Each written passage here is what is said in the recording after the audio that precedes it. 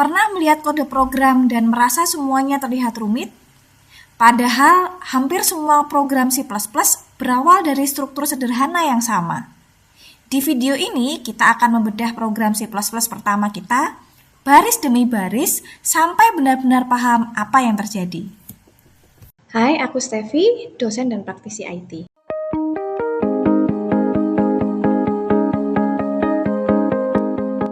Pernah lihat program seperti ini? Tapi apakah kamu tahu fungsi setiap barisnya? Yuk kita bedah. Struktur program dalam C++ ada beberapa bagian. Preprosesor direktif adalah perintah yang menyertakan pustaka atau file header yang memungkinkan program melakukan input dan output. Perintah ini digunakan untuk memberitahu compiler bahwa kita menggunakan pustaka standar. Setiap program C++ wajib memiliki fungsi main, karena disinilah awal mula program dieksekusi oleh komputer. Perintah ini untuk mencetak atau menampilkan teks ke layar. Kalau kamu diminta untuk membuat program menampilkan teks, caranya gimana? Pertama, kamu buka dulu dev C++ atau tools yang kamu gunakan untuk pemrograman. Kemudian kita buat file baru. Karena di sini kita membutuhkan sebuah program untuk menampilkan teks ke layar, maka kita butuh file header IOStream. Kenapa? Supaya sintaks out bisa dikenali dalam program. Selanjutnya, kita deklarasikan fungsi main. Kemudian, kita deklarasikan sintaks out untuk menampilkan teks halo dunia. Jangan lupa diakhiri dengan titik koma ya. Sebelum menjalankan program, kita wajib simpan dulu program kita dengan ekstensi .cpp. Untuk menjalankan program, akses menu execute, pilih compile and run, atau kalian bisa tekan F11. Hasil program akan ditampilkan pada command prompt. Gimana? Gampang kan? Yuk kita lanjut ke next problem. Kalau tadi kita diminta untuk menampilkan satu teks saja, bagaimana kalau kita ingin menampilkan 3 teks sekaligus ke layar?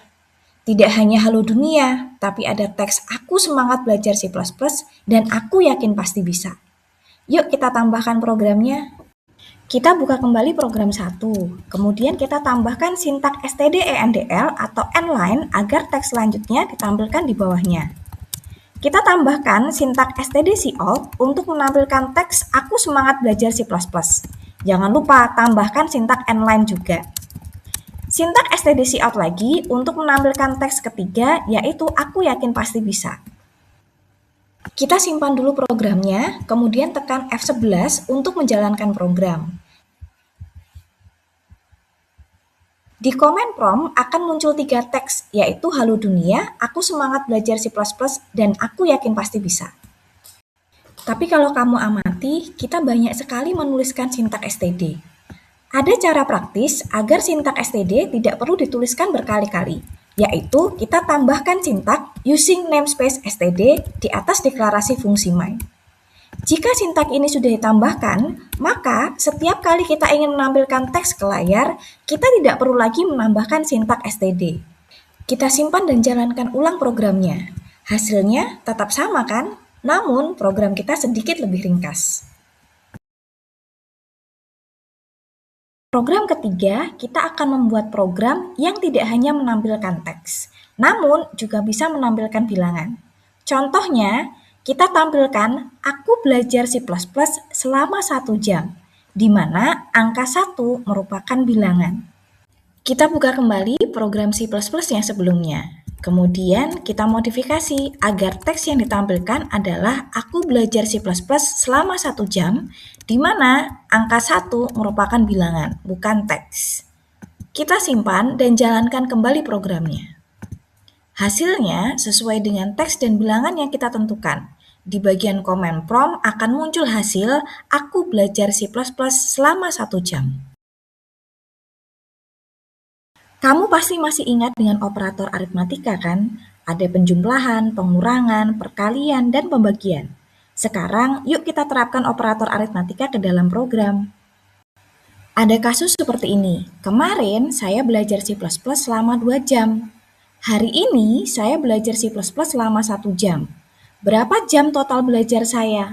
Kita modifikasi program sebelumnya. Di bagian teks kita ganti total jam belajar saya, kemudian kita tambahkan angka 2 mewakili 2 jam belajar kemarin dan 1 jam belajar hari ini.